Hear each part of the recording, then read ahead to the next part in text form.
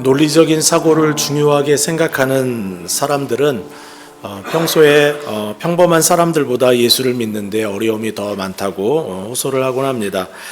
논리가 모든 사물의 기초를 이루고 있다고 생각하는데 기독교의 진리는 논리를 무시하는 것 같아 이렇게 생각하는 것 같습니다. 어떻게 예수님이 여자의 몸으로 남자 없이 아이를 낳을 수 있는가? 어떻게 사람이 죽었는데 다시 부활을 할 수 있다는 말인가? 어떻게 예수님이 다시 세상 끝날 다시 오겠다는 이야기인가? 마음 힘들어합니다. 그렇다고 해서 예수를 믿는 사람들이 비논리적이라는 그런 뜻은 아닙니다.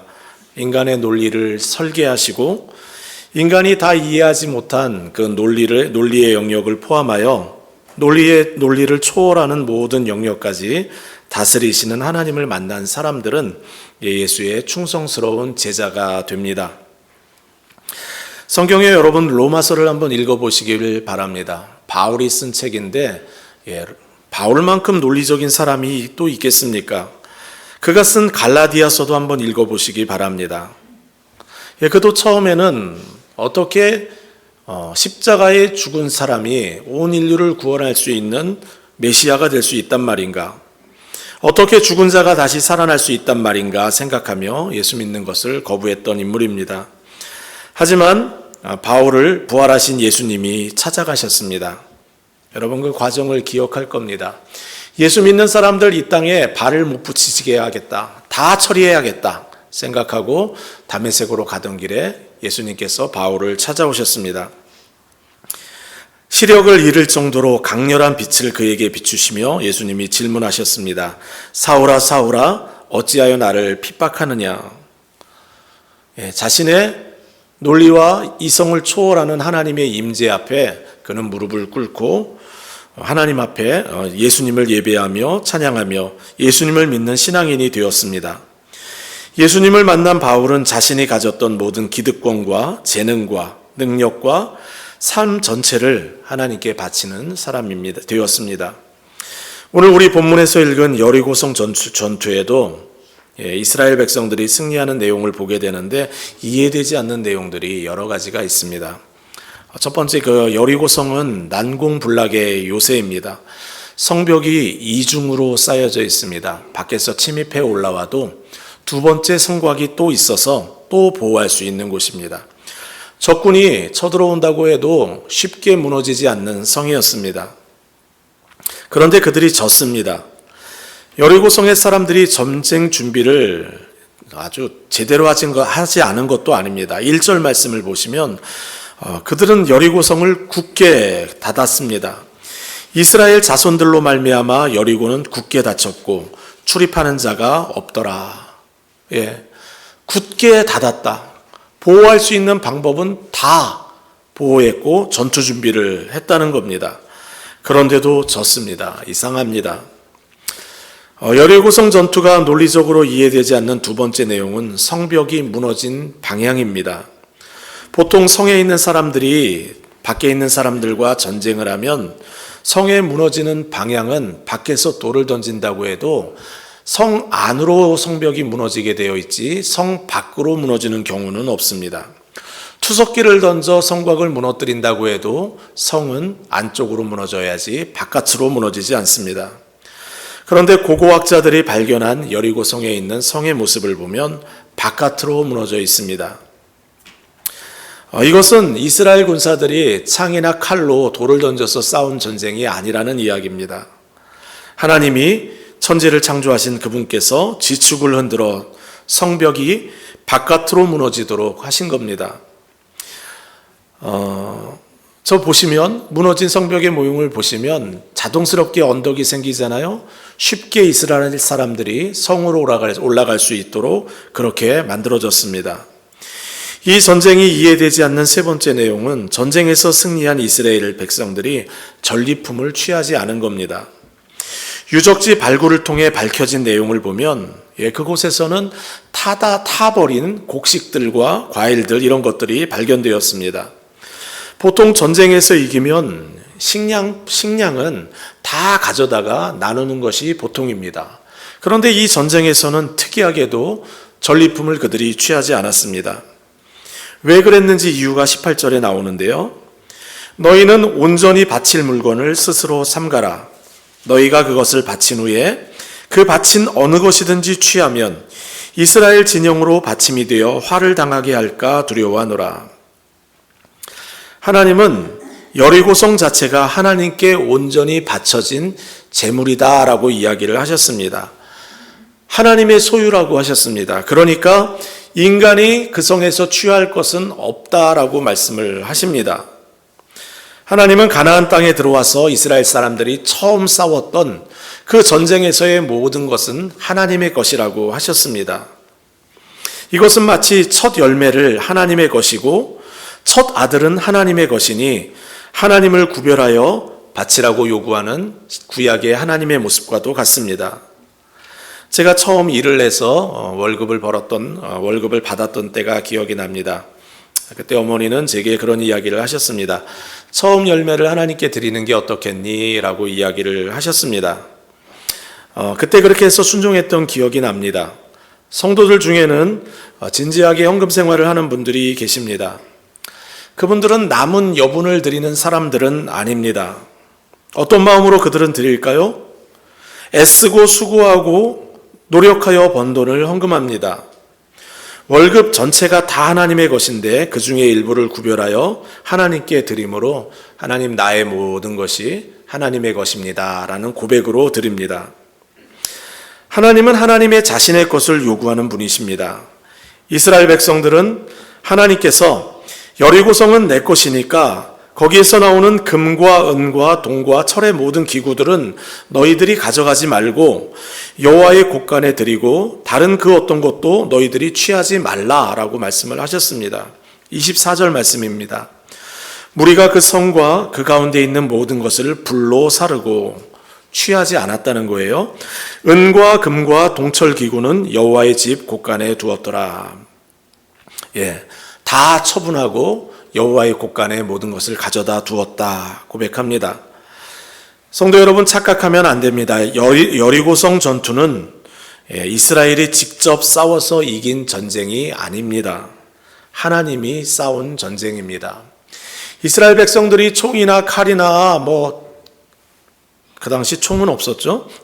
칼이나 창을 가지고 싸운 전쟁이 아닙니다. 그 흔한 돌 하나 던지지 않았습니다. 하나님이 이스라엘 백성들에게 그들을 성을 행진하라고 하였을 때 하나님은 여리고성 사람들의 마음에 두려운 마음을 주셨고 천재지변을 일으키셔서 지각을 흔드시고 그 성이 무너지게 하셨습니다. 하나님의 것이라고 하나님을 위하여 구별하라는 말씀에 여러분 그들은 순종했습니다. 마찬가지로 그리스도인들은 하나님께 구별하여 자신의 마음을 드리고 시간을 드리고 삶을 드리고 물질을 들여가며 살아갑니다. 진지하게 헌금 생활을 하는 사람들 중에 11조를 드리는 성도들이 있는데 10개 중에 하나를 드렸으니 내 삶이 위축될 것이다 이렇게 생각하며 헌금 생활하는 사람은 아무도 없습니다. 하나님이 내 인생을 지금까지 책임져 주셨으니 하나님을 위하여 구별하며 살아가면 하나님이 책임져 주실 것이다. 이 믿음을 가지고 살아갑니다. 비논리적인 생각입니다.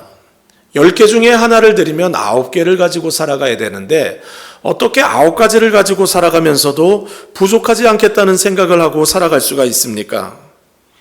살아계신 하나님을 믿기 때문입니다. 전쟁은 하나님께 속했고 하나님 앞에 신실한 성도는 하나님이 책임진다는 그 믿음으로 하나님의 사람들은 살아갑니다. 이처럼 여리고성 전투에는 비논리적인 이야기 투성입니다. 그렇다면 우리는 논리적으로 이해하기 어려운 여리고성 전투를 통해 우리가 마음에 담아야 할 내용이 무엇일까요? 첫 번째는 사람은 오직 은혜로 구원을 받습니다. 너희가 그 은혜로 인하여 믿음으로 말미암아 구원을 받았으니 이것이 너희에게서 난 것이 아니요 하나님의 선물이라. 행위에서 난 것이 아니니 이는 누구든지 자랑하지 못하게 하려 함이다 말씀합니다. 영어 성경 보면 분명하게 보이죠? 은혜로 구원받았습니다. 우리의 인간의 노력과 결과로 무엇인가를 해서 얻은 것이 아닙니다. 받을 자격이 전혀 없는 자에게 거저 주시는 하나님의 은혜입니다. 내가 노력한 것이 없는데 하나님이 선물로 우리에게 주신 것입니다. 하나님은 인간의 죄의 문제를 해결하기 위하여 자신의 외아들 예수 그리스도를 이 땅에 보내셔서 십자가에 매달려 우리 대신 저주를 받아 죽게 하셨습니다. 예수님이 우리의 모든 죄를 짊어지시고 죽으셨습니다. 예수님의 죽으심으로 우리가 과거에 지은 죄를 다 용서받았고, 현재 우리가 살아가면서 짓는 모든 죄도 용서를 받고, 미래에 우리가 지을 죄도 용서를 받았습니다.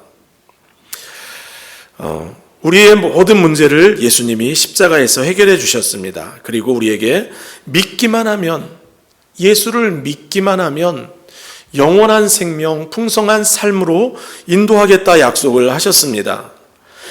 사람이 구원받는 것은 인간의 행위의 결과가 아닙니다. 하나님의 선물입니다. 하나님의 아들 예수님께서 나를 위해 대신 죽으셨구나.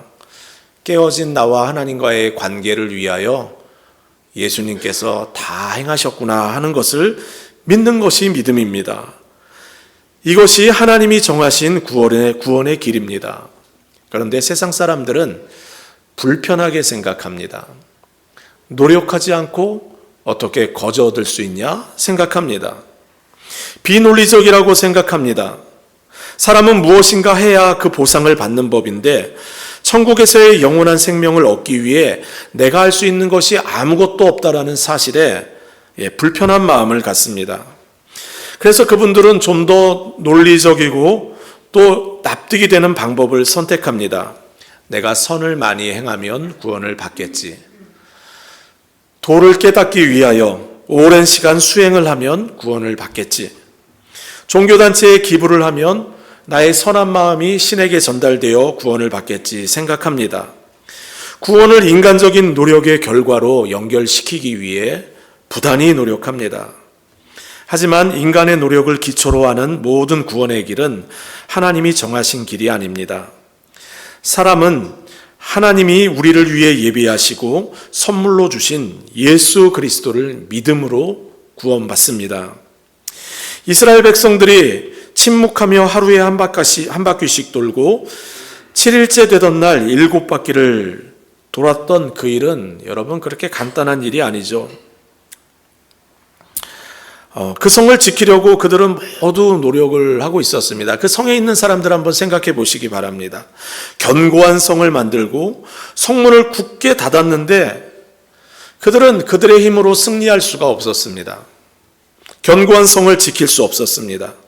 이것은 마치 자신의 선행과 자신의 힘과 노력으로 구원을 얻으려고 애쓰는 사람들과 같습니다. 그렇게 해서는 생명을 얻을 수가 없습니다. 멸망당할 뿐입니다. 그 성에는 기생 라합이 있었습니다. 기생이 어떤 사람입니까? 술을 팔고 몸을 팔아 생계를 유지하는 사람입니다.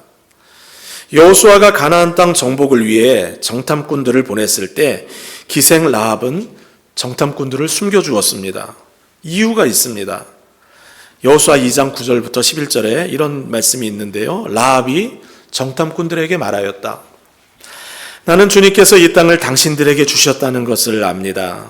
당신들 때문에 우리는 두려움에 사로잡혔고 이 땅의 모든 주민들이 당신들 앞에서 간담이 서늘해졌습니다.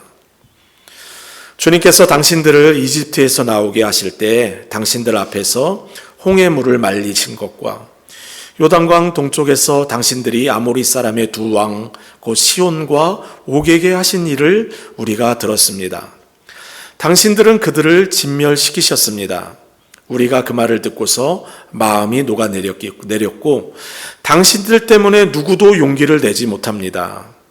당신들의 하나님 주님은 위로는 하늘에서도 아래로는 땅에서도 하나님이십니다. 라합의 결단이 무엇입니까? 라합은 하나님 편에 서기로 결정을 하였습니다.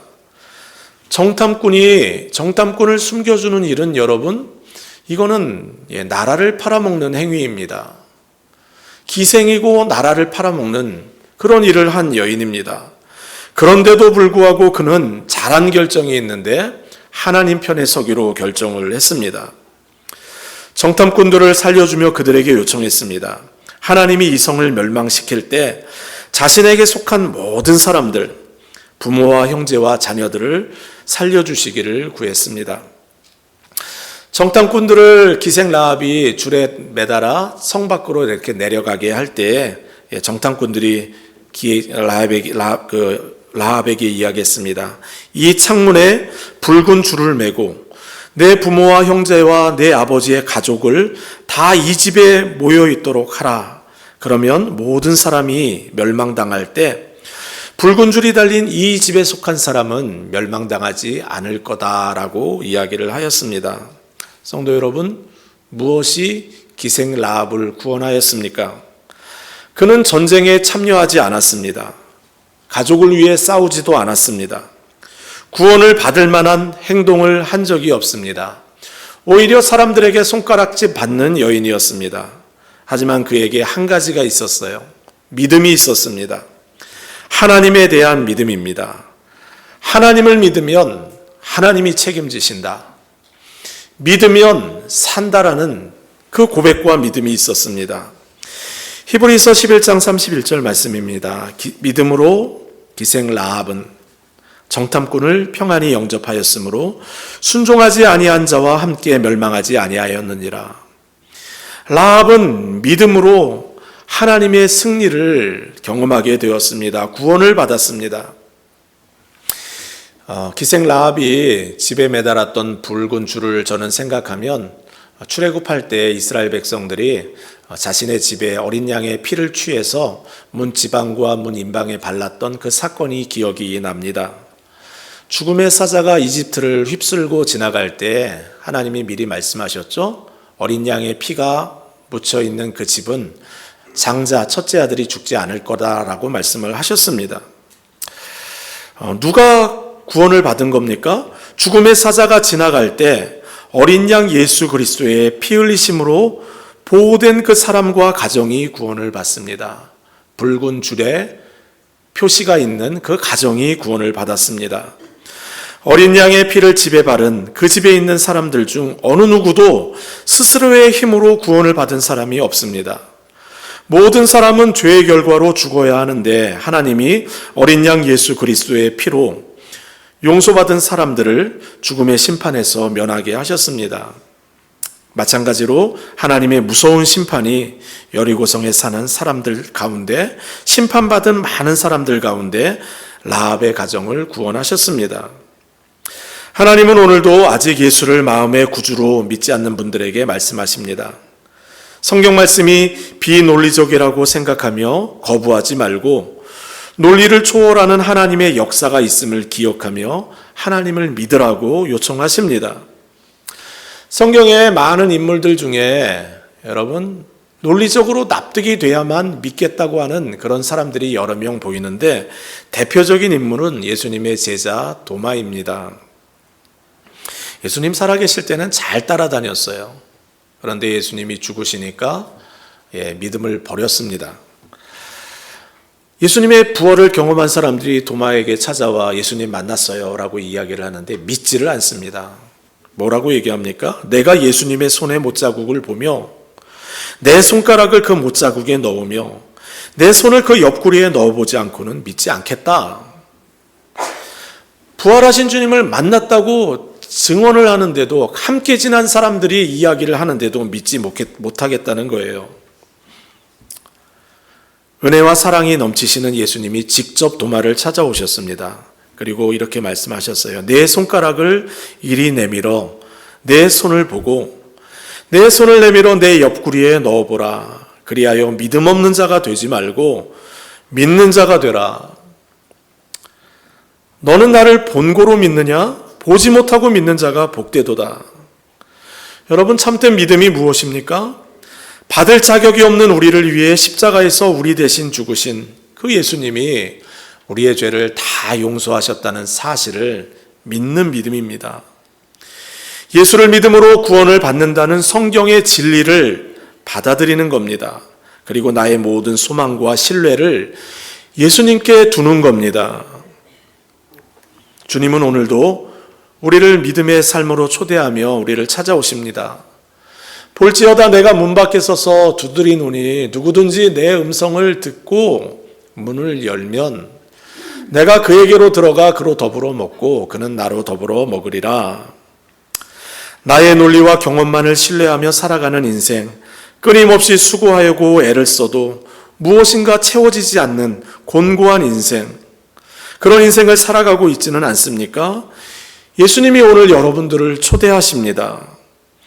예수님은 우리의 빛이 되시고 소망이 되시고 생명이 되시는 분입니다. 양으로 생명을 얻게 하고 더욱 풍성히 얻는 삶이 있다고 이야기하시며 믿으라 우리를 초대하십니다.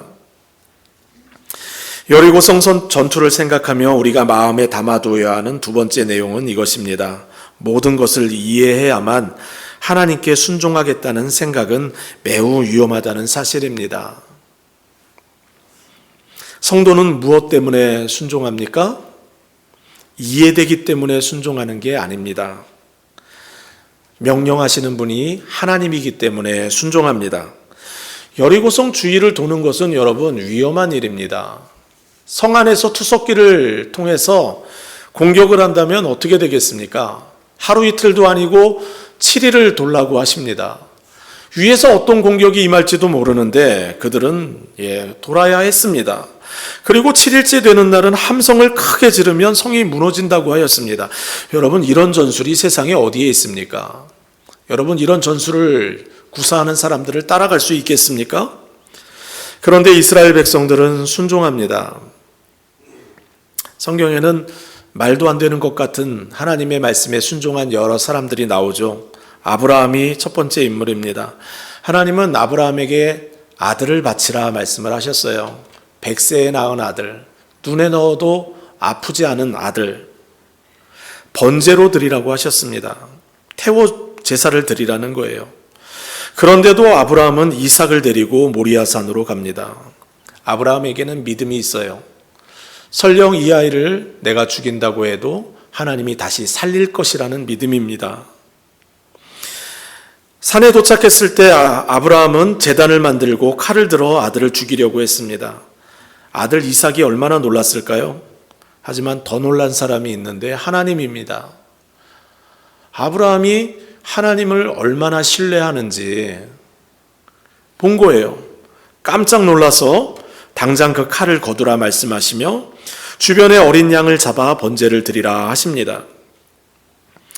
두 번째 인물 노아가 있습니다. 산 위에 방주를 만들라고 하셨어요. 이해가 안 되는 요청입니다. 배를 만드는데 여러분 어떻게 산 위에다 만듭니까? 신시내티 근처에 그 노아의 방주가 있어서 가봤는데 방주가 무지 큽니다. 하루 이틀 만들어서 지을 게 아니에요. 100년에 걸쳐 지어진 방주입니다. 노아는 이해돼서 순종한 것이 아닙니다. 말씀하는 분이 하나님이시기에 순종했습니다.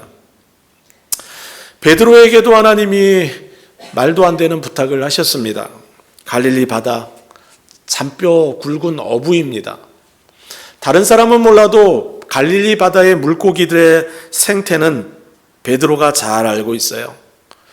주님은 베드로에게 찾아오셔서 밤새 그 전날 고기를 잡으려고 밤새 노력했는데 한 마리 잡지 못했거든요. 다음날 아침이 되어서 그물을 정리하고 있는데 예수님이 찾아오셨어요. 그리고는 본인의 배에 타자고 하시고 무태에 있는 많은 사람들에게 복음을 전하신 후에 깊은 곳에 가서 그물을 내리라 요청을 하셨습니다. 말도 안 되는 이야기입니다. 물고기는 밤에 있어서 밤에 잡습니다. 그물 손질도 끝났어요. 그런데도 깊은 곳에 가서 던지라는 말씀에 베드로가 반응합니다. 베드로가 대답하여 이르되 선생님, 우리가 밤이 새도록 수고하였을 때 잡은 것이 없지만은 말씀에 의지하여 내가 그물을 내리리이다. 상식적으로는 말도 안 되고 타이밍도 옳지 않지만 이미 그물 손질도 끝났지만 가서 쉬고 싶은 마음이 굴뚝 같지만 주님이 말씀하시니 내가 순종합니다. 고백을 합니다. 여러분, 말씀하시는 분이 하나님이시기 때문에 순종하는 사람들은 복을 누립니다. 이스라엘 백성들은 칼이나 창을 쓰지 않고 여리고성을 함락했습니다. 아브라함은 아들을 제물로 바치려 하면서 하나님이 예비하신 어린 양을 준비하여 예물을 드립니다. 거기 우리가 잘 알고 있는 중요한 표현이 있죠. 여호와 이레, 하나님이 예비하신다. 아브라함은 예비하시는 하나님을 알게 되었어요. 하나님이 책임지시는구나. 뿐만 아니라 하나님의 아들 예수 그리스도를 알게 됩니다. 아브라함이 이삭을 바치려 했던 모리아 산이 바로 예수님이 십자가에서 죽으신 그 장소입니다. 모리아 산은 예루살렘의 지역이에요. 골고다에서 어린 양 예수님이 모든 성도를 위하여 죽으셨습니다. 믿음으로 노아는 아직 보이지 않는 일에 미리 경고하심을 하나님께 받아 하나님을 경외하는 마음으로 순종하여 방주를 만들어 그의 가족을 구원하였습니다. 성도 여러분, 방주는 무엇을 상징하죠? 방주는 예수 그리스도를 상징합니다. 방주 안에 있었던 노아의 가족만 구원받은 것처럼 그리스도 안에 있는 사람이 구원을 받습니다. 이것이 하나님이 정한 구원의 방법입니다. 베드로는 말씀에 순종하여 그물을 내렸던 그날 영적인 눈이 열렸어요. 그날 베드로가 뭐라고 고백했습니까? 주님, 나를 떠나십시오. 나는 죄인입니다. 여러분, 정말 이상한 고백이에요. 그물을 내리라고 해서 내렸더니 고기가 막 배가 싱크된 막 그냥 잠기고 있는 거예요. 그러면 그런 상황이 되면 여러분 어떻게 하는 것이 정상입니까? 저랑 동업하죠. 제가 선생님 한 8 드리겠습니다. 저 2 주십시오. 이렇게 말하는 게 정상 아닙니까? 그런데 베드로는 그날 이분이 하나님인 것을 알게 된 거예요. 갈릴리 바다에 고기들이 다니는 길을 알고 계시고, 아니 그분이 명령하시면 물고기들이 그물을 향하여 돌진해 온다라는 그 사실을 알게 된 겁니다. 그래서 고백하는 거예요. 주님, 나를 떠나십시오. 나는 죄인입니다. 모든 것이 이해될 때 순종하는 것은 믿음이 아닙니다. 그런 순종은 누구나 할 수 있습니다. 이해되지 않아도 말씀하시는 분이 하나님이기에 순종하는 것이 진짜 믿음입니다. 이 말씀 보십시오. 이는 우리가 믿음으로 행하고 보는 것으로 행하지 아니함이로라. 믿음으로 행하는 거지 논리적으로 납득되고 이해되어서 행하는 것이 아니라는 거예요. 아브라함을 한번 생각해 보시기 바랍니다. 하나님이 그에게 나타나셔서 너는 본토 친척 아비집을 떠나 내가 내게 명하는 땅으로 가라고 말씀을 하셨어요. 70이 넘은 나이에 어디로 가라는 말도 하지 않고 떠나라 말씀하시는데 아브라함은 떠납니다. 성경에 그렇게 표현되어 있죠. 갈 바를 알지 못하고 떠났다. 믿음은 하나님께 나의 모든 것을 의지하는 겁니다. 하나님을 의지하면 하나님이 책임져 주십니다. 승리를 주십니다. 하나님이 모든 것을 주관하고 계시기에 하나님을 신뢰하는 자에게는 하나님이 나타나십니다. 여리고성이 함락될 때 여러분 이스라엘 사람들 얼마나 기뻐했을까요? 하나님 편에 서기만 하면 하나님이 책임져 주신다는 그 믿음에 얼마나 그들이 기뻐했을까요? 성경에 이런 말씀이 있습니다. 믿음이 없이는 기쁘시게 못하나니 하나님께 나아가는 자는 반드시 그가 계신 것과 또한 자기를 찾는 자들에게 상 주시는 이심을 믿어야 할지니라. 여러분, 하나님을 믿으면 하나님이 기뻐합니다. 하나님을 기쁘시게 하는 삶을 살기는 원하십니까? 하나님을 믿으면 하나님이 기뻐하십니다. 하나님의 기쁨이 되는 삶은 복잡하지 않습니다. 하나님을 신뢰하는 겁니다.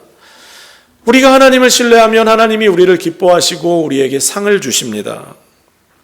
인생 살아가다 보면 어렵고 힘든 순간, 고난의 순간들을 어느 누구도 예외 없이 지나가게 됩니다. 힘들고 고달플 때, 하나님을 신뢰하는 것이 힘들 때, 그때 하나님을 믿어보시기 바랍니다. 하나님이 기뻐하십니다. 하나님이 상을 주십니다.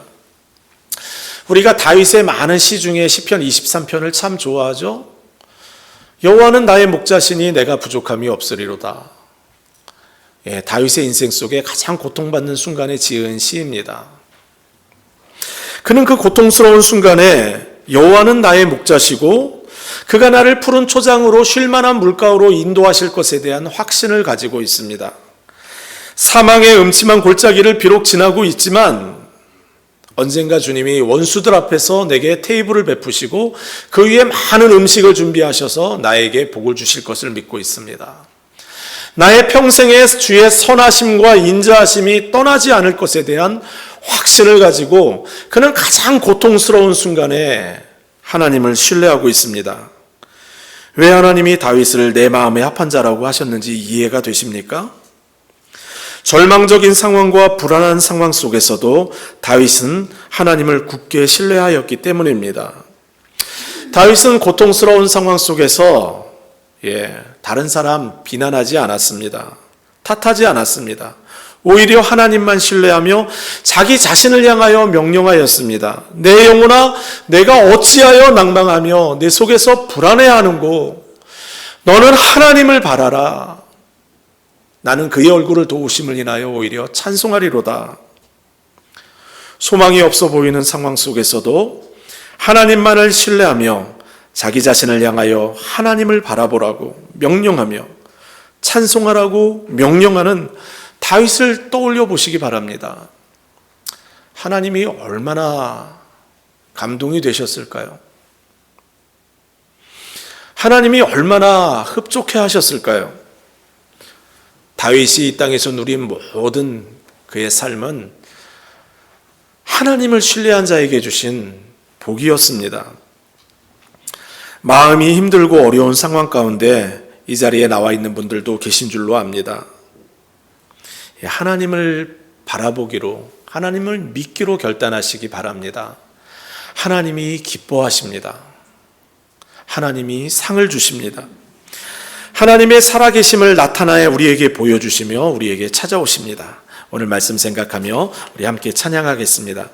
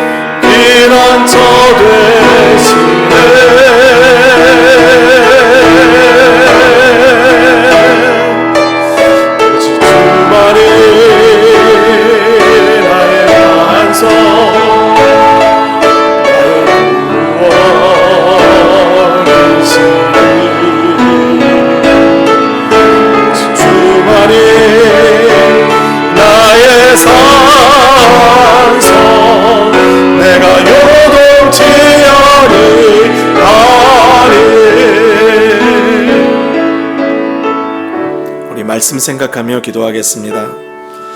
아직 예수님을 나의 주, 나의 하나님으로 모시지 않은 성도님들이 계신지 모르겠습니다. 영접하는 자, 곧 그의 이름을 믿는 자들에게는 하나님의 자녀가 되는 권세를 주신다고 하셨습니다. 우리가 마음의 문을 열고 예수님을 초대하면 예수님이 우리 안에 들어와 영원히 함께하겠다고 약속하셨습니다. 예수님께서 지금 여러분을 초대하고 계십니다. 피일 차일 미루지 마시고 오늘 주님을 마음에 영접하시기 바랍니다. 풍성한 삶으로, 양으로 생명을 얻게 하고 풍성한 삶으로 인도하겠다고 말씀하시는 그 주님 손 붙들고 우리의 한계를 초월하여 이끄시는 하나님의 손을 붙들고 살아가는 성도님이 되시기를 바랍니다. 고난의 길을 걷고 있는 분들이 계십니까? 칠흑같이 어두운 사망의 음침한 골짜기를 걷고 있다고 생각하고 계십니까? 잠잠히 눈을 들어 주님을 바라보시기 바랍니다. 주님을 바라보는 그 시선을 주님이 기뻐하십니다. 주님이 찾아오십니다. 오늘 말씀을 생각하며 주님 앞에 우리의 마음을 드리며 함께 기도하겠습니다. 사랑과 은혜 많으신 아버지 하나님, 은혜로 찾아오시고 능력으로 찾아오시는 주님, 이 시간 주님 앞에 맡깁니다. 주님, 예수를 믿지 않는 사람들이 있습니다. 내 운명으로 아버지를 믿을 수 있는 것 하나님만이 하실 수 있는 일입니다. 하나님 오셔서 해결해 주시옵소서. 하나님 아버지 하나님 질병과 고통으로 사랑과 아픔으로 아버지 하나님 힘든 날들을 살아가는 성도들이 있습니다.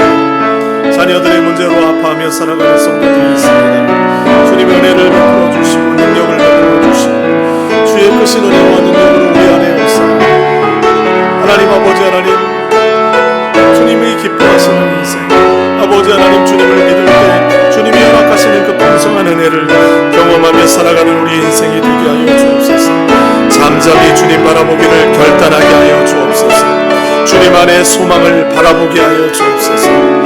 하나님, 믿음이 없이는 기쁘시게 못하는 그 아이에 나아가는 자는 반드시 그가 계신 것과 자기를 찾는 자에게 상 주시는 이심을 믿어야 한다 말씀하셨사옵니다. 믿음으로 살아가는 우리 인생을 되게 하여 주옵소서.